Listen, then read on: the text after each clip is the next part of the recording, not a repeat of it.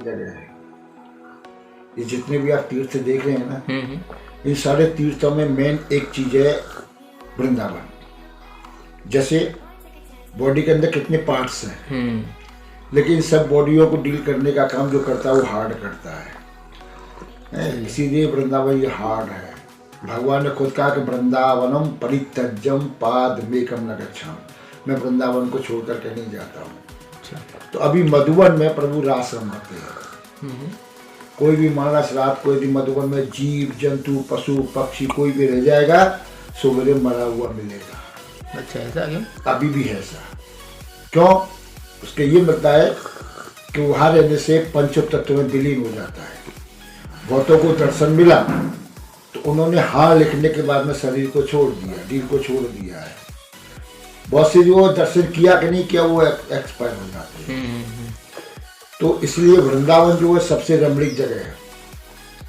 भगवान ने इस पृथ्वी में सबसे ज्यादा इसको क्यों चुना? इसलिए चुना क्योंकि ये राधा रानी की लीला स्थली है। नदी के उस पार में कृष्ण का धाम आता है। गोकुल वगैरह में जय श्री कृष्ण बोलेंगे सब लोग, लेकिन इस साइड में सभी राधे राधे बोलेंगे। क्योंकि ये राधा रानी की सीमा है। और राधा रानी क्या है? शक्ति। शक्ति। अब देखिए एक थोड़ा सा एग्जाम्पल आप देख लीजिए, किसी का भी आप नाम लेंगे तो राधा कृष्ण, राधा पहले आएगा। सीताराम ये आएगा ना। शिव पार्वती का जो आता है, भोले शंकर, श्री शब्द जो आता है ये शक्ति शब्द है। तो श्री जो हम लगाते हैं ये शक्ति है, ये शक्ति का धाम है। अच्छा, तो इसलिए वृंदावन को सबसे पहले चुना। तो ये वृंदावन तुलसी का जंगल था। भगवान ने यहाँ पर गौएं चराई हैं और गौ चराने के बाद में कालीना को नाथा। कालीना को इसलिए नाथा था कि उसका था पॉइजन इतना था, नदी के अंदर में कोई भी पशु पक्षी पानी पीता या उड़ करके जाता था, विष के कारण मर जाता था। तो पहले प्रदूषण को खत्म किया भगवान ने, पॉइजन को हटाया, पॉइजन के बाद में सारी लीला की। कालीना को नाथने के बाद में भगवान ने यहाँ रास रमाया। 16,108 गोपियों के साथ में जो रास रमाया वो यहाँ पर रमाया है। तो अभी कालीनाग कहाँ है? वो यमुना अभी नदी में, नदी में कालीना को यहाँ से तो भगा दिया। मच्छर लगा करके उसका भी उद्धार करना था। भगवान जितनी भी लीला करते हैं। अब देखिए आपको बुलाया, इतने साल से आप वृंदावन क्यों नहीं आए? गाड़ी नहीं थी क्या? सब कुछ था। भगवान ने सामर्थ्य लेके आए भी, इधर उधर निकल के लेके वृंदावन नहीं आ पाए। जब तक प्रभु कृपा नहीं, राधा नहीं कृपा नहीं करती है तो यहाँ कोई झांक नहीं सकता है। अच्छा, अब आपको बुलाया कुछ देने के लिए, कुछ लेने के लिए नहीं बुलाया, आपको कुछ देने के लिए। सबसे बड़ी भक्ति तो आपको मिल गई कि आप उनका दर्शन कर रहे हो। तो इससे बड़ी चीज दुनिया के अंदर कोई नहीं। पैसा तो कितना आएगा कितना जाएगा, लेकिन ये चीज बार बार बड़ी मुश्किल से मिलती है भाग्य वाले को। तो सबसे बड़ी चीज आपको भगवान ने ये दी कि यहाँ वृंदावन में आपको दर्शन करने को मिला, ये ब्रज की रज स्पर्श करने को मिली, ये भूमि देखने को मिली, ये भ्रमण करने को मिली। तो ये हर एक को नहीं, भाग्यवान को ही मिलती है। सही बात है। तो सबसे बड़ी बात तो ये आपको भगवान ने यहाँ देने के लिए, कुछ बुलाए लेने के लिए। हाँ, यहाँ कुछ मांग के जाओगे वो निश्चित पूरी होगी, कोई रोक नहीं सकता है। ये यहाँ का है। क्यों कि वृंदावन जो है भगवान ने गोपियों का जो मनोकामना पूरी की है, इसलिए वृंदावन को मनोकामना का तीर्थ बोला जाता है। अच्छा, तो वृंदावन से वृंदावन तुलसी बनवानी जंगल, तुलसी का जंगल है वृंदावन। ये भगवान की लीला स्थली है। भगवान ने यह सारी लीला की है। गोकुल में आकाश और मतलब राक्षसों को मारा, पूतना को मारा। यह भगवान ने किसी राक्षस को नहीं मारा है। यहाँ भक्तों के लिए उन्होंने कितनी लीला की, चूड़ी बेचने का काम किया है, नटकेन की लीला की है उन्होंने, माखन चोरी किया है, चोरी किया उन्होंने, गौएं चराई है, दही दूध बेचा है, गोपियों ने उनको बांध कर रखा है, गोपियों के लिए आकर के कपड़े धोए भगवान ने की। ये सारी लीला भक्तों को खुशी करने के लिए भगवान ने की है। तो यहाँ करके मनुष्य को जो आनंद मिलता है, खुशी मिलती है कि देखो प्रभु ने हमारे लिए कितना खेल किया है, कितनी लीला की है, ये दूसरे किसी तीर्थ में आपको देखने को नहीं मिलेगा। इसलिए वृंदावन सर्वोपरि माना गया है। वृंदावन के वृक्ष को मरम न जाने कोई, और डार डार और पात पात सी राधे राधे हो। एक बार यही हुआ था, बैकुंठ में भगवान बैठे हुए हैं, यहाँ के कुछ ब्रजवासी लोग उनके साथ में बैकुंठ में चले गए। बैकुंठ निष्काम, हम लोग बैकुंठ समझते हैं कि एक्सपायर होने के बाद में जो बैकुंठ को जाते हैं, ऐसा नहीं है। बैकुंठ जो है निष्काम, संत लोग जिनकी कामना नहीं होती है, ना खाने की, ना पीने की, ना कोई लेन की, ना देन की, वो निष्काम संत है, वो बैकुंठ कहलाता है। अच्छा। तो बैकुंठ में जब पहुंच गए तो बैकुंठ में जाकर के ब्रजवासियों ने कहा कि बल्लाल हमको खावे कुछ खिला, तो वहाँ निष्काम है, लेकिन ये तो माया से गए हुए थे, मृतलोक के प्राणी थे, उनको भूख लगी है। तो भगवान ने कहा तो भैया यहाँ खाने को तो कुछ नहीं है, तो भगवान को गाली दी है ब्रजवासियों ने, उनके सखाओं ने, मित्रों ने, जैसे एक मित्र दूसरे को गाली देता है। तो भगवान से बोले हमको तेरे बैकुंठ नहीं, हमको तो ब्रज में भेज दिए। तो भगवान फिर उनको बैकुंठ में भेज दिए। तो बैकुंठ में जितने भी देवता है सब हाथ जोड़ के खड़े हुए भगवान के सामने, वहाँ नारायण रूप में बैठे हुए हैं। अच्छा। जैसे तुलसी की माला आपने देखी है कभी भजन करने वाली, उसमें 108 दाने होते हैं और लास्ट में क्या होता है, सुमेरु, वो क्या होता है, वो नारायण है। अच्छा। ये 108 जो बने हुए हैं ये सारे वो देव देवता बने हुए, उस पर लास्ट सुमेरु के भाव से नारायण बैठे हुए चतुर्भुज के रूप में वहां पर बैकुंठ में।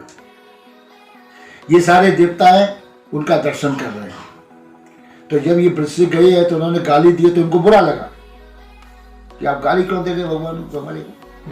तो भगवान उनसे मना करिए, आप इससे कुछ मत करिए। बाद में पूछते हैं तो भगवान को बताते हैं।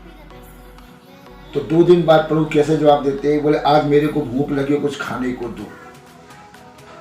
तो देवता मेवा मिठाइयाँ वगैरह सब इकट्ठी करके रख देते हैं भगवान को खाने के लिए। भगवान कहते हैं मैं अब नहीं खाऊंगा, पहले आप खाइए, बाद में मैं खाऊंगा। तो वो कहते प्रभु आप ऐसी बात है, कैसे कर रहे हो, हम आपका प्रसाद लेंगे, आप हमारे ईश्वर है, ठाकुर जी है, महान है, आपका प्रसाद हम लेंगे, आप हमारा झूठा लेंगे। बोले हाँ आज तो मैं आपका झूठा खाऊंगा। बोले प्रभु हम हजारों हजार नरक में रहना पड़ेगा, हमको परेशानियां होंगी, बीमारियां होंगी, कोड़ काट होगा, कीड़े पड़ेंगे, तो बस इससे डरते हो तुम। बोले हाँ प्रभु। तो भगवान ने ऊपर से देवताओं को दिखाया, नीचे ब्रजवासी लोग भगवान के जो सखा है वो बाल रूप में कृष्ण के साथ में गऊ चरा रहे हैं।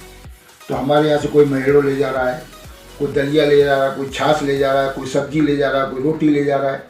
तो पहले खुद खाते थे, इसलिए खाते थे कि इसमें मिर्ची ज्यादा तो नहीं है, तीखा तो नहीं है, भगवान को तीखा लगेगा तो कष्ट होगा, गरम तो नहीं है, गरम भगवान को खिलाएंगे तो मुंह जल जाएगा, नमक ज्यादा तो नहीं है, नमक ज्यादा खाए तो मन का मुंह स्वाद खराब हुआ। पहले ही खुद खाने को चाखने के बाद में कान्हा को खिलाते थे। तो भगवान कहते बोले ये, तो बोले ये सब क्या है, बोले ये मैं ही तो हूँ, वो मेरे को खिला रहे, पहले खुद खाने में क्यों खिला रहे कि मेरे को मिर्च ना लग जाए, गरम ना लग जाए, तीखा नहीं लगे, नमक ज्यादा नहीं लगे।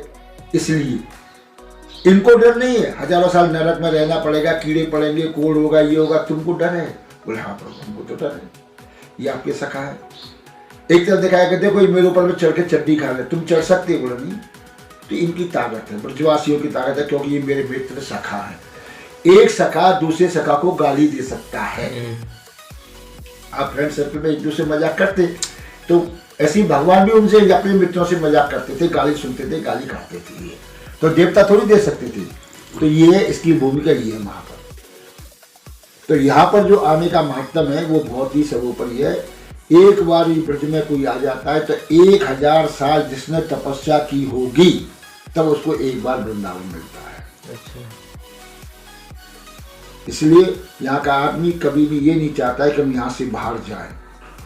राधा मेरी स्वामिनी, मैं राधे को दास, जन्म जन्म मोह दीजियो श्री वृंदावन वास।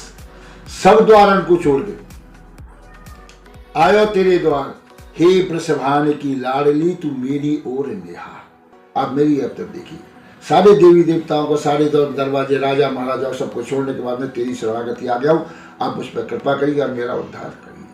तो जब 3 लोग का स्वामी कृष्ण, देखिए राम में 14 कलाएं थी, 2 कला नहीं थी उसमें, एक चोरी की और एक औरतों लेडीजों के साथ में नाचने गाने की। कृष्ण में एक थी दोनों कला, 16 कला थी। तो 16 कला युक्त कृष्ण ने यहाँ पर राधा रानी के चरण दबाए हैं। तो शक्ति है, शक्ति के बिना कोई नहीं पूछेगा।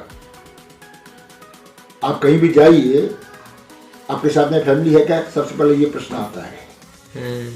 यदि फैमिली नहीं है तो बहुत से आदमी मना कर देते रहने के सुविधा होगी, और फैमिली है तो आपको इजीली दे देंगे रूम वगैरह। ये शक्ति के बिना कुछ नहीं है, और शक्ति है तो सब कुछ है, शक्ति नहीं तो कुछ नहीं है।